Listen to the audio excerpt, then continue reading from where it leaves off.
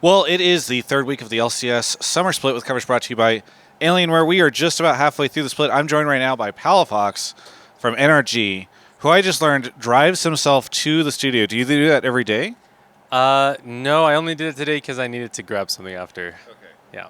Grab something after? Like an errand? Yeah, like an errand, like because I'm a person outside of League, and I'm learning that too. So, yeah, it's exciting. All the pro players are like, oh, God. With the direction of LCS, I got to figure out how to be a human. So what do you have to go grab? Milk? Eggs?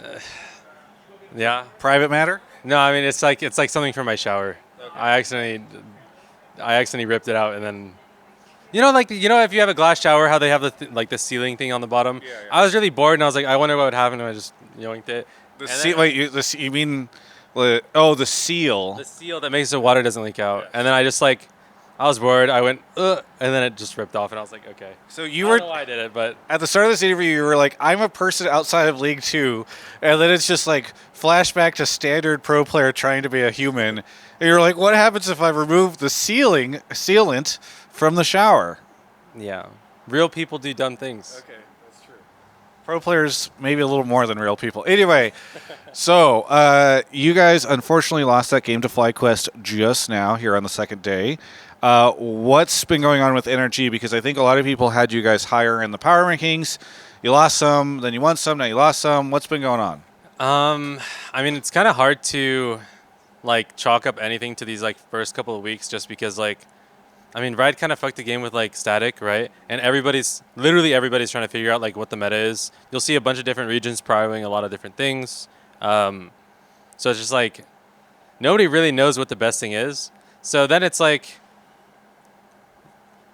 it's up to some weird macro decisions. The first week we lost IMT because I'm a moron and I killed myself 3 times as Gragas.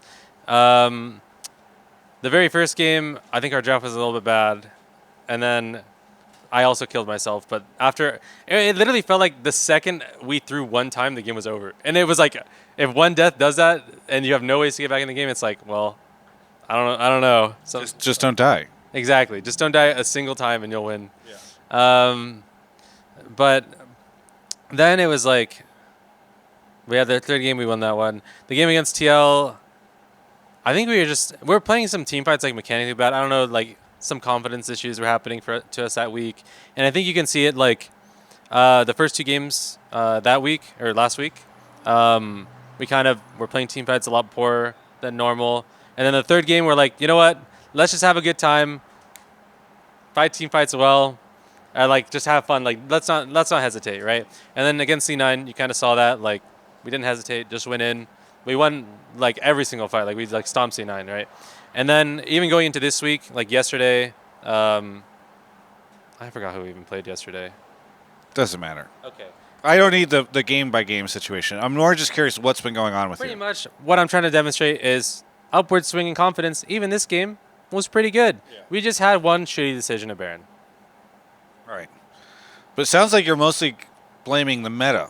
You're Riot has made a bad game, and now we're all struggling with it. Not necessarily that. It's mostly just confidence issues, but that doesn't help. The meta changing so drastically in 1 week, really doesn't help, with that. All right. So you guys are currently kind of in the middle of the league, if I look at the standings. Where would you let's ignore the standings. You've now played all these different teams. Where do you think you rank in terms of actual strength compared to the other guys? So I think it's C9 is a pretty good team. I think C9 EG are clear top 2 right now. And then after that, it's anybody can beat anybody. I don't really think it's going to be one team is clearly above the other. And then on top of it, it's it'll be nice to see if EG can actually keep it up, because I think right now, JoJo's played 3 different champs or something like that. I don't think he's expanded his pool too much. Oh. So it's we'll see how that pans out. Okay, so JoJo's on the MVP campaign right now. Last week he tweeted you should tweet. He said, just give me MVP now. It sounds like you're saying he has a shallow champion pool. I think that he does a lot to carry his team. And he's very good at the champions he's playing, but you should just, I think he needs to. Probably as the meta changes, we'll see if he can keep that up. What do you think if they just ban these 3 champions? What do you think? Do you think he's still good? I mean, I think if you ban Ari, then like his team might start dropping a lot more games, but he'll still be a large part of his wins. Okay. Like he's, I would say he's probably MVP candidate. Just ban Ari. Yeah. Okay. But still MVP candidate. Yeah. But you don't think he should just be awarded it right now, the way he seems to think? I mean, if he keeps it up, I don't know. He's playing pretty fucking well. So I haven't had a chance to talk to any of the Energy members about a very pressing matter. Before the start of the split, I saw an announcement about a certain jersey that I have not seen you guys wearing here, and I am curious what happened. I think the fan. Well, actually, when we first got the jerseys, I think everybody was like, "These kind of look a little bit bad." Okay. Like as the players, and then like they showed them to the fans, and the fans were like, "Those jerseys fucking suck." Okay. And then we got some DMs from managers like, "Do you guys actually want to wear those jerseys?" And it was like 5 people going, Okay. "Yeah." All right. So that's what. So what happened to all these jerseys? Are they just out there somewhere? In the landfills. Oh, okay. They went to the landfill. Okay. Glad to hear the backstory on all that. Thank you for your candor. All right. Anything that you want to say to any of the fans? Like I always say this, have patience with us. We usually grow as a team. We're still trying to mesh, but yeah, thank you for your support. Hopefully next week we can make you proud. And tomorrow, sorry. Next week and tomorrow.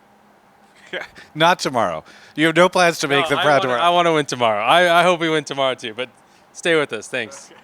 Thank you so much for the interview. For everyone else, you can check out the rest of my coverage of all things LCS right here on my YouTube channel. Hey everyone, I am in the LCS press room right now. This is a press box where I always hang out and watch the games, and it's quite dark in here. So how do we edit? Well, it's with this, the Alienware M18. This thing is beautiful. It's got an 18-inch panel and a 16 by 10 aspect ratio in QHD+, so that gives us the space we need to edit the footage you watch all while we're in this press box. And the NVIDIA GeForce RTX 40 series graphics card in this thing allows us to render footage seamlessly on the M18 so that we can export videos quickly. So the next time you're watching one of these videos, be sure to appreciate that Alienware hooked us up with the M18, and you can get one too. There's a link in the description, but really appreciate them, and hopefully you enjoy their sponsorship of it so that we can create videos like this one.